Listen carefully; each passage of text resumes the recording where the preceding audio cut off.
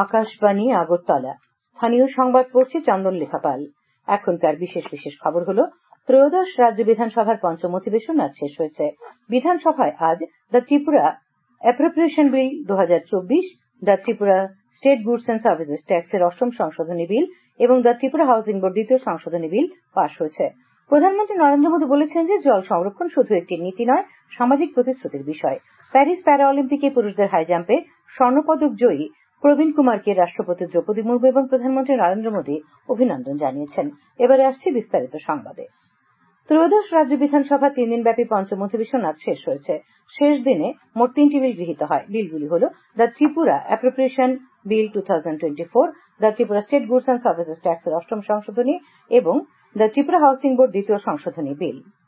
রাজ্যে বেসরকারি উদ্যোগে মেডিকেল কলেজ স্থাপন নিয়ে আজ বিধানসভা অধিবেশনে আলোচনা হয়। রাজ্য সরকার ত্রিপুরা শান্তিনিকেতন মেডিকেল কলেজের জন্য আগরতলার আইজিএম হাসপাতালকে শিক্ষণ হাসপাতাল হিসেবে ব্যবহারের অনুমতি দিয়েছে। এই বিষয়ে বিধায়ক সুদীপ রায় বর্মনের আনা এক দৃষ্টি আকর্ষণী নোটিশের উপর বক্তব্য রাখতে গিয়ে মুখ্যমন্ত্রী অধ্যাপক ডক্টর মানিক সাহা বলেন, রাজ্য সরকারের পক্ষে মেডিকেল কলেজ স্থাপনে সীমাবদ্ধতার কারণে কেন্দ্রীয় সরকার বেসরকারি স্তরে মেডিকেল কলেজ স্থাপনে রাজ্য সরকারগুলিকে উৎসাহ দিচ্ছে। এর জন্য সরকারি হাসপাতালকে শিক্ষণ হাসপাতাল হিসেবে ব্যবহারের অনুমতি দেওয়া হয়েছে। মুখ্যমন্ত্রী বলেন, মেডিকেল কলেজ প্রতিষ্ঠা, নতুন মেডিকেল কোর্স চালু করা, মেডিকেল আসন সংখ্যা বৃদ্ধি করা নিয়ে জাতীয় মেডিকেল কমিশনের নির্দিষ্ট নিয়ম অনুযায়ী স্বাস্থ্য মন্ত্রক দেশের বিভিন্ন স্থানে 157টি নতুন মেডিকেল কলেজ স্থাপনের অনুমতি দিয়েছে। সেই অনুযায়ী পশ্চিমবঙ্গের স্বাধীন trust Tripura Shantiniketan medical college স্থাপনে মেডিকেল এডুকেশনের কাছে আইজিএম হাসপাতালের কিছু অংশ ব্যবহারের অনুমতি চায়। 150 আসনের এই মেডিকেল কলেজে ত্রিপুরার ছাত্রছাত্রীদের জন্য 50% আসন বরাদ্দ রাখা হবে।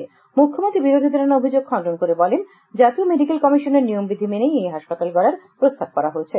বিরোধী দলনেতা জিতেন্দ্র চৌধুরী, বিরোধী সদস্য সুদীপ রায় বর্মন, গোপাল রায় বেসরকারি স্তরে মেডিকেল কলেজ স্থাপনকে স্বাগত জানালেও সংস্থাটি সব নিয়মবিধি মানছে কিনা তা যাচাইয়ে বিধানসভা থেকে যৌথ কমিটি গড়ার দাবি জানান।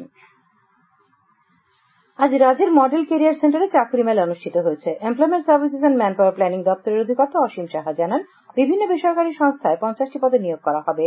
ভারত সরকার ন্যাশনাল কেরিয়ার সার্ভিস প্রকল্পের আওতায় রাজ্যের মডেল কেরিয়ার সেন্টার বছরব্যাপী দেশের বিভিন্ন সংস্থা নিয়োগের জন্য চাকরি মেলা করে থাকে। তিনি আরো জানান, আজকের এই মেলায় রিকভারি এক্সিকিউটিভ, হিসেবরক্ষক, লিড ম্যানেজার সহ বিভিন্ন পদে নিয়োগের উদ্যোগ নেওয়া হয়েছে।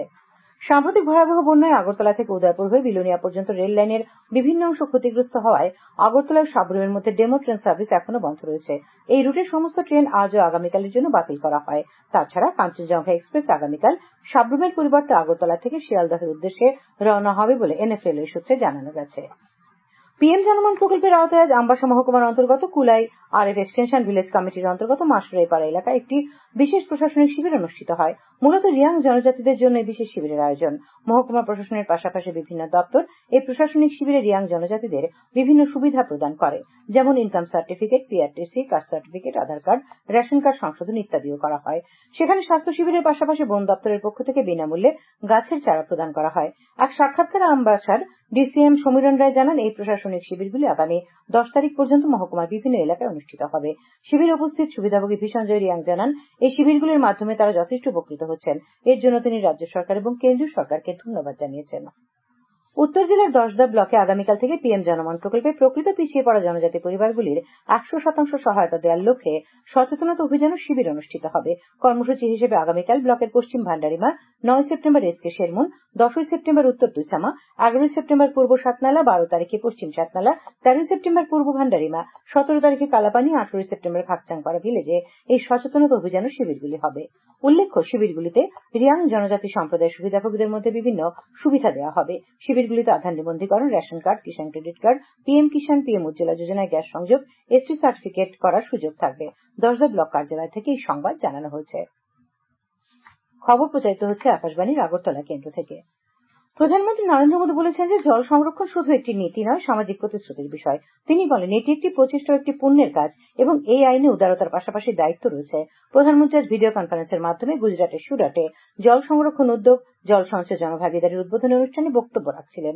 প্রধানমন্ত্রী আগামী প্রজন্মের জন্য একটি সুস্থায়ী ভবিষ্যৎ নিশ্চিত করতে জল সংরক্ষণের সকল প্রচেষ্টা জনগণের অংশগ্রহণের ওপর জোর দেন। তিনি বলেন, ভবিষ্যৎ প্রজন্ম যখন আমাদের মূল্যায়ন করবে তখন জলের প্রতি আমাদের দৃষ্টিভঙ্গি হবে তাদের প্রথম মাপকাঠি। তিনি বলেন যে জল সংরক্ষণ সর্বদাই ভারতের সাংস্কৃতিক চেতনার অবিচ্ছেদ্য অংশ। তিনি একটি সুস্থায়ী ভবিষ্যতের দিকে জল জীবন মিশন এবং অটল ভূজল যোজনা সহ তাঁর সরকারের গৃহীত একাধিক উদ্যোগের কথা তুলে ধরেন। প্রধানমন্ত্রী আরো বলেন, জলের ঘাটতি মোকাবেলায় নতুন উদ্ভাবনী প্রযুক্তি গ্রহণের সময় এসেছে। কেন্দ্রীয় জলশক্তি মন্ত্রী সি আর পাটিল এবং গুজরাটের মুখ্যমন্ত্রী ভূপেন্দ্র প্যাটেল সুরাটে রাজ্যব্যাপী জল সঞ্চয় জনভাগিদারি উদ্যোগের সূচনা করেন। কেন্দ্রীয় স্বাস্থ্যমন্ত্রী জে পি নাড্ডা বলেছেন যে প্রধানমন্ত্রী নরেন্দ্র মোদীর নেতৃত্বে স্বাস্থ্য বিভাগ সারা দেশে সামগ্রিক পরিষেবা প্রদানের জন্য নিরাময়, প্রতিরোধ এবং উপশমকারী চিকিৎসা সুবিধাগুলিতে মনোনিবেশ করেছে। আইজিআইএমএস এ আজ রিজিওনাল ইনস্টিটিউট অব অপথ্যালমোলজির উদ্বোধন উপলক্ষে পাটনায় এক অনুষ্ঠানে ভাষণ দিচ্ছিলেন শ্রী নাড্ডা। তিনি বলেন, বিশ্বের সর্ববৃহৎ সার্বজনীন স্বাস্থ্য কর্মসূচি আয়ুষ্মান ভারত 12,75,00,000-এর বেশি পরিবার এবং সারা দেশের 44% জনসংখ্যাকে পরিষেবা দিচ্ছে।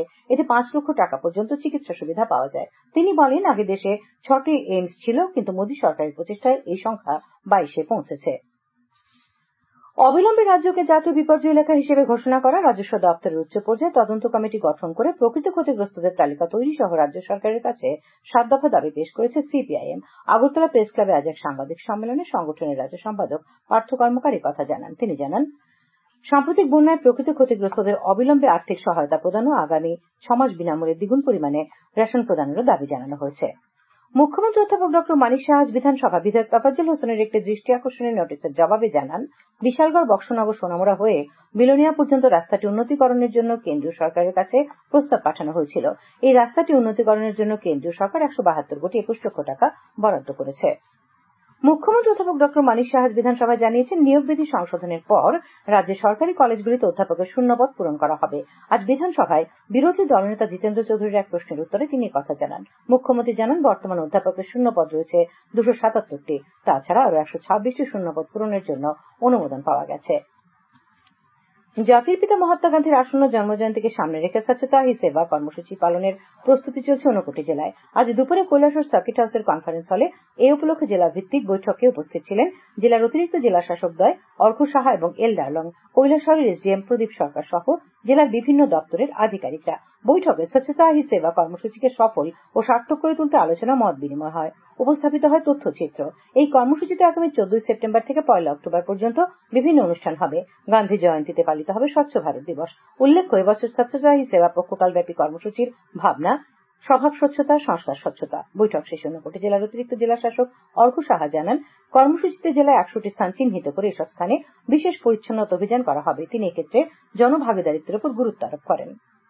মুখ্যমন্ত্রী অধ্যাপক ডক্টর মানিক সাহা বিধানসভায় বিধায়ক সুদীপ সরকার ও নয়ন সরকারের একটি দৃষ্টি আকর্ষণের নোটিশের জবাবে জানান, গত 7 জুলাই গন্ডাতুইসায় 30 কার্ড আনন্দমেলা উৎসব প্রাঙ্গণের ঘটনাকে কেন্দ্র করে ক্ষতিগ্রস্ত পরিবারগুলিতে ত্রাণ প্রদানের জন্য স্বরাষ্ট্র দপ্তর ধলাই জেলার জেলা শাসককে 1 করে 54 লক্ষ টাকা দিয়েছে। মুখ্যমন্ত্রীর ত্রাণ তহবিল থেকেও 2 লক্ষ টাকা দেওয়া হয়েছে। ইতিমধ্যে ক্ষতিগ্রস্ত পরিবারগুলিকে স্বরাষ্ট্র দপ্তরের বরাদ্দ থেকে 1,12,80,000 টাকা বন্টনও করা হয়েছে। তাছাড়াও 2,30,40,000 টাকার ঘোষিত অতিরিক্ত ত্রাণ রাজস্ব দপ্তর থেকে ধলাই জেলা শাসকের কাছে পাঠানো হয়েছে। মুখ্যমন্ত্রী জানান, গন্ডাতুইসা মহকুমার ক্ষতিগ্রস্ত বিভিন্ন বাজার, সড়ক, হাসপাতাল, বিদ্যালয়, হিমঘর ইত্যাদি নির্মাণ ও মেরামত ও পরিকাঠামো উন্নয়নে 239 কোটি 10 লক্ষ টাকার একটি প্রকল্প ঘোষণা করা হয়েছে। মুখ্যমন্ত্রী অধ্যাপক ডক্টর মানিক সাহা সম্প্রতি জিরানিয়া মহকুমার কৈতরাবাড়ি গ্রামে হিংসাত্মক ঘটনা সম্পর্কে আজ বিধানসভায় একটি দৃষ্টি আকর্ষণীয় নোটিশের জবাবে বলেন, সমাজদ্রোহীদের কোনো রাজনৈতিক ও ধর্মীয় পরিচিতি নেই। আইন আইনের পথেই চলবে, কেউই ছাড়া পাবে না। বিধায়ক ইসলামউদ্দিনুর রমদাসের একটি দৃষ্টি আকর্ষণীয় নোটিশের জবাবে মুখ্যমন্ত্রী বলেন, রাজ্যে পুলিশ স্বাধীনভাবে কাজ করছে, ক্ষতিগ্রস্তদের আইনমাফিক সাহায্য করার উদ্যোগ নেওয়া হবে। এই দৃষ্টি আকর্ষণীয় নোটিশ নিয়ে আলোচনা করেন বিরোধী দলনেতা জিতেন্দ্র চৌধুরী, বিধায়ক সুদীপ রায় বর্মন ও ইসলামউদ্দিন। প্যারিস প্যারা অলিম্পিকে পুরুষদের হাই জাম্পে স্বর্ণপদক জেতার জন্য রাষ্ট্রপতি দ্রৌপদী মুর্মু এবং প্রধানমন্ত্রী নরেন্দ্র মোদী প্রবীণ কুমারকে অভিনন্দন জানিয়েছেন। সামাজিক মাধ্যমে একটি বার্তায় রাষ্ট্রপতি বলেছেন, প্রবীণকে নিয়ে ভারত গর্বিত। প্রধানমন্ত্রী নরেন্দ্র মোদী তার বার্তায় বলেন, প্রবীণের দৃঢ়তা জাতির জন্য গৌরব এনে দিয়েছে। তিনিও বলেন, ভারত তাকে নিয়ে আজ গর্ব করছে। শেষ করার আগে খবরের বিশেষ বিশেষ অংশগুলি আরেকবার। ত্রয়োদশ রাজ্য বিধানসভার পঞ্চম অধিবেশন আজ শেষ হয়েছে।